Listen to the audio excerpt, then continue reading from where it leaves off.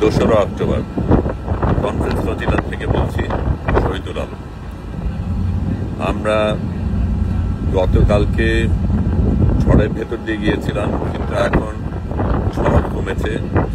Captain দ্রুত জাহাজ এগিয়ে নিয়ে যাচ্ছিলেন ঝড়ের আগে যাওয়ার জন্য।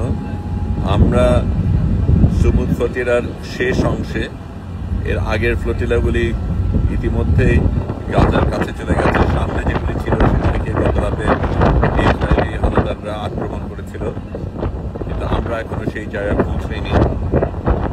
গতকালকে সমুদ্রে একটা তুরস্কের নৌজাহাজ আমরা দেখেছিলাম, কিন্তু সেটা দূরেই থেকেছিল। আজকে কারা আছে আমরা জানি না, কিন্তু আমরা ক্রমশ কাছে যাচ্ছি। আমরা অবশ্যই সেখানে পৌঁছাবো এবং ইসরায়েলের আক্রমণের কারণে আমরা কোনোভাবেই পেছনে যাব না।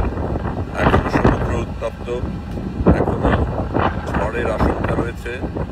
বিদ্যুৎ থেমে গেছে, বৃষ্টিও সকালে থেমে গেছে, কিন্তু আমরা আমাদের মতো চলছি। শহীদুল আলম বলছি, গাজার পথে।